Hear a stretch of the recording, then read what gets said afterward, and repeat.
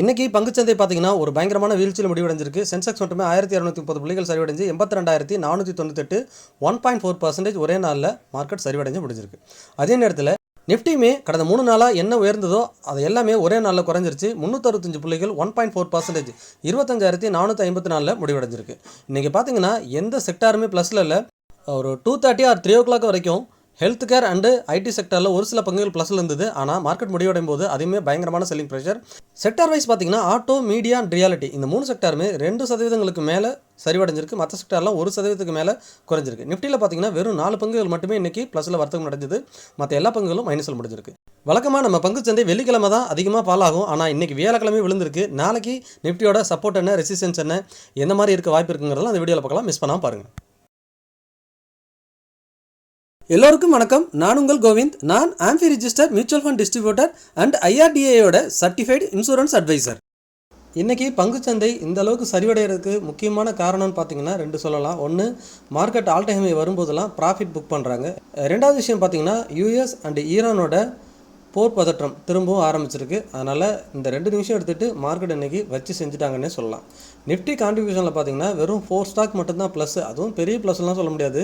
நிஃப்டியில் ஓஎன்ஜிசி ஒரு 7 புள்ளிகள் நிஃப்டி உயர்த்திருக்கு. ஹிண்டால்கோ ஒரு 2 புள்ளிகள் உயர்த்திருக்கு. ஹெச்டிஎஃப்சி லைஃப், டாக்டர் ரெட்டி இவங்க 2 பேரும் நியூட்ரலாக முடிஞ்சிருக்கிறாங்க. மற்ற எல்லா ஸ்டாக்குமே மைனஸில் தான் முடிவடைஞ்சிருக்கு. 419 புள்ளிகள் சரிவடைஞ்சிருக்கு. க்ளோசிங் பார்த்தீங்கன்னா 25,399. Reliance, HDFC bank, ICICI bank, Bharti Airtel இந்த 4 பங்குகள் மட்டுமே நிஃப்டியை ஏறக்குறைய 150 பாயிண்ட்டுக்கு இறக்கியிருக்கிறாங்க.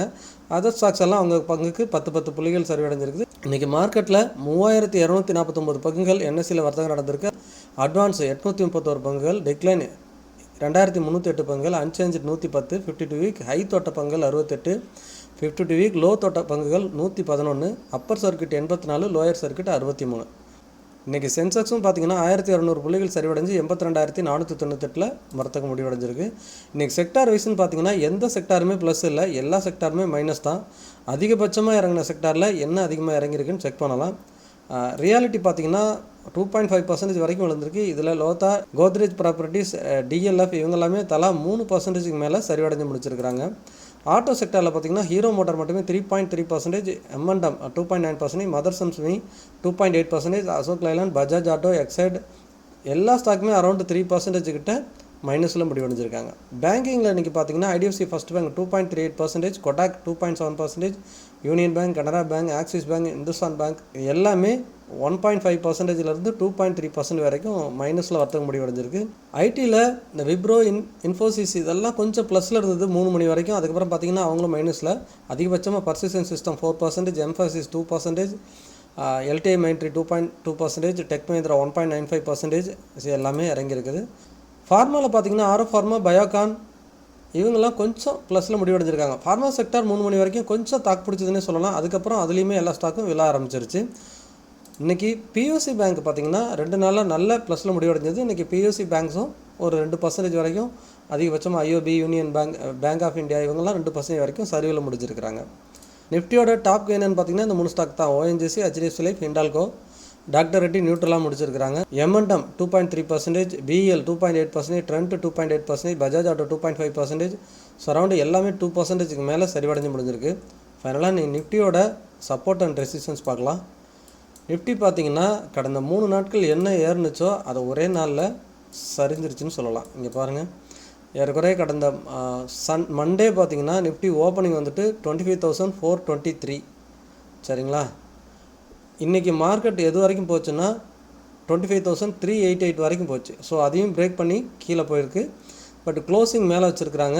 நம்ம வீடியோவை தொடர்ச்சியாக பார்க்குறவங்களுக்கு இது நல்லாவே புரிஞ்சிருக்கும். கடந்த 2025 அக்டோபர்லேருந்து மார்க்கெட் இந்த 1000 புள்ளிக்குள்ளே தான் சைட்வேஸில் இருக்குது. ஒரே ஒரு முறை மட்டும் ஜனவரி மாதம் இந்த சப்போர்ட் 25,300 உடச்சி கீழே 24,300 பக்கத்துக்கு போய்ட்டு திரும்ப அகைன் இந்த சைட்வேஸ்க்குள்ளே வந்துருச்சு. மார்க்கெட் நம்ம என்ன நினச்சோம், அட்லீஸ்ட் 26,000 தொட்டுட்டாவது இறக்குவாங்க அப்படின்னு எதிர்பார்த்தேன். பட் மார்க்கெட் ஓப்பனிங்கில் ஒரு 50 புள்ளிகள் கேப் அப் கிடச்சிது. அங்கேருந்து கண்டினியூஸாக செல் அப் தான். மார்க்கெட் வந்து அரௌண்ட் 25,388 ஏறக்குறைய நம்ம 25,300க்கு வெறும் ஒரு 60-70 புள்ளிகள் தான் பக்கத்தில் இருக்குது. திரும்பவும் அந்த சப்போர்ட் மிடில் பாயிண்ட்டுக்கே வந்துருச்சு சரிங்களா. ஸோ எனக்கு தெரிஞ்ச மார்க்கெட் இந்த இடத்த சப்போர்ட் எடுக்கும் அகெயின். இப்போ இந்த நியூஸ்லாம் வந்தாலுமே மார்க்கெட் வந்து ஒரு சப்போர்ட் ரேஞ்சுக்கு வந்திருக்கு. 25,300ங்கிறத ஒரு ஃபஸ்ட்டு சப்போர்ட். நான் சொன்ன மாதிரி இந்த சப்போர்ட்டை ஒரு வேளை நாளைக்கு பிரேக் பண்ணுதுன்னா இன்னுமே செல்லிங் அதிகமாக இருக்கும். பிரேக் பண்ணலைன்னா ஒரு 5 மினிட்ஸ் ஆர் 15 மினிட்ஸ் கேண்டலில் செக் பண்ணி பாருங்கள். சப்போர்ட் எடுத்துச்சுன்னா அகைன் மார்க்கெட் திரும்பவும் மேல் நோக்கி வரும். ஸோ இந்த சைட்வேஸ்க்குள்ளே தான் மார்க்கெட் இருக்க போகுது. தென் பேங்க் நிஃப்டி பார்க்கலாம். பேங்க் நிஃப்டி பார்த்திங்கன்னா இந்த லாஸ்ட்டு 3 டேஸில் 50% இறங்கியிருக்குன்னு சொல்லலாம். இன்னும் பெண்டிங் இருக்குது. ஸோ பேங்க் நிஃப்டி பொறுத்த வரைக்கும் ஓரளவுக்கு மார்க்கெட்டை சப்போர்ட் பண்ணுதுன்னே சொல்லலாம். மற்ற செக்டார் வைஸ் பார்த்திங்கன்னா இன்றைக்கி ஃபார்மா கொஞ்சம் ஸ்டேபிளாக இருந்துச்சு. நேற்று லோவே ஃபார்மா பிரேக் பண்ணல. இங்கே பார்த்திங்கன்னா தெரியும், நேற்று லோவே ஃபார்மா பிரேக் பண்ணல. ஃபார்மா ஓரளவுக்கு கொஞ்சம் 0.5% தான் இறங்கியிருக்கிறாங்க. ஃபார்மா மட்டும்தான் இன்றைக்கி ஓரளவுக்கு மார்க்கெட்டை சப்போர்ட் பண்ணுச்சுன்னு சொல்லலாம். மற்ற செக்டார் எல்லாமே 2%லேருந்து 1.5% மேலே விழுந்திருக்கு. சரிங்களா. ஐடி பார்த்திங்கன்னா 1% இன்றைக்கி இருக்குது. அதிகபட்சமாக ரியாலிட்டி 2.5% முடிவடைஞ்சிருக்கு. ஒரு நல்ல செல்லிங்கோட முடிவடைஞ்சிருக்கு. தென் ஆட்டோ செக்டாரும் நல்ல செல்லிங். லாஸ்ட்டு 3 டேஸில் என்ன இருந்துச்சோ அது எல்லாமே போய்ட்டு அதுக்கு கீழேயே க்ளோஸ் வச்சிருக்கு. ஸோ அதிகமாக செல்லிங் இப்போ ஆட்டோ செக்டரில் வேணால் இன்னும் கூட செல்லிங் வரதுக்கு வாய்ப்பு இருக்குது. பட் பார்ப்போம், நிஃப்டி நாளைக்கு இந்த 25,300 சப்போர்ட் எடுக்குதா இல்லை பிரேக் பண்ணுதான்னு வெயிட் பண்ணி பார்ப்போம். பட் சப்போர்ட் எவ்வளோ பக்கத்தில் வந்திருக்கு. இப்போ இந்த சைட்வேஸ் மார்க்கெட்டுங்கிறது உங்களுக்கு நல்லாவே புரிஞ்சிருக்கும். கரெக்டாக இந்த 25,300 அண்ட் 26,300 அக்டோபர் மாதத்துலேருந்து 5 மாதமாக இந்த ஜோனுக்குள்ளேயே தான் மார்க்கெட் இருக்குது. இது வரைக்கும் இருக்கிற வரைக்கும் நம்ம போர்ட்ஃபோலியோவில் எதுவுமே பெருசாக ஏற போகிறதில்ல. ஏறினாலும் அகைன் இறங்கிடும்.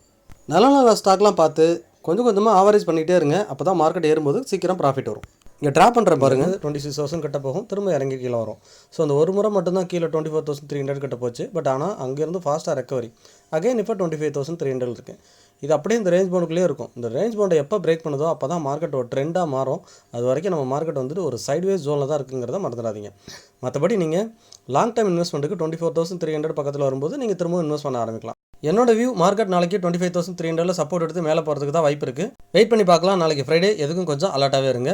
முதலீடு செய்வதற்கு முன் உங்களோட ஃபினான்ஷியல் அட்வைசரை கட்டாயமாக டிஸ்கஸ் பண்ணுங்கள். நான் AMFI register mutual fund distributor and ஐஆர்டிஏயோட சர்டிஃபைடு இன்சூரன்ஸ் அட்வைசர். நீங்கள் நம்ம மூலிமா மியூச்சுவல் ஃபண்டில் முதலீடு பண்ணலாம்.